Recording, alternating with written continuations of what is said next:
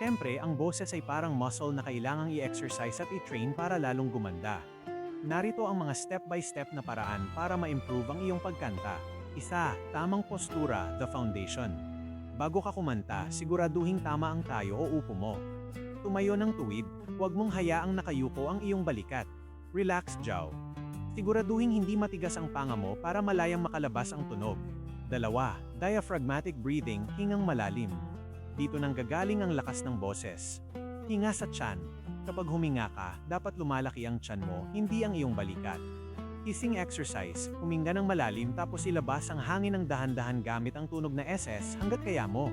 Makakatulong ito sa pagkontrol ng hangin, breath support. Tatlo, vocal warm-ups. Huwag agad kumanta ng matataas na kanta nang hindi nagwa-warm up. Lip bubbles.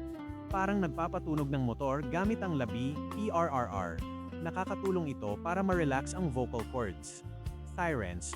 Gumawa ng tunog na o AAA mula sa pinakamababang nota hanggang sa pinakamataas na parang sirena ng ambulansya. 4. Pag-iinsayo ng pitch.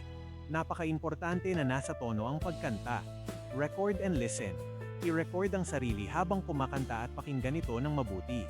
Mapapansin mo rito kung saang parte ka wala sa tono o sintonado. Sing along to scales. Maghanap sa YouTube ng vocal scales at sundan ang mga nota. 5. Alagaan ang boses, vocal hygiene. Hydration. Uminom ng maraming tubig, lukewarm ay mas mabuti.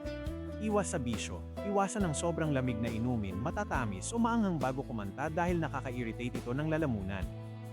Pahinga, kung nararamdaman mong masakit na ang lalamunan mo, itigil muna ang pagkanta.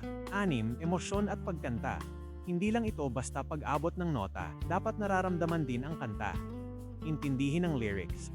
Kantahin mo ito na parang nagkukwento ka para mas soulful ang dating sa mga makikinig. Tip. Kahit 15 hanggang 30 minutes lang na practice araw-araw ay malaki na ang maitutulong sa pag-improve ng timbre at range ng iyong boses. Anong genre ba ng kanta ang paborito mong kantahin? Mga ballad ba, pop, o rock?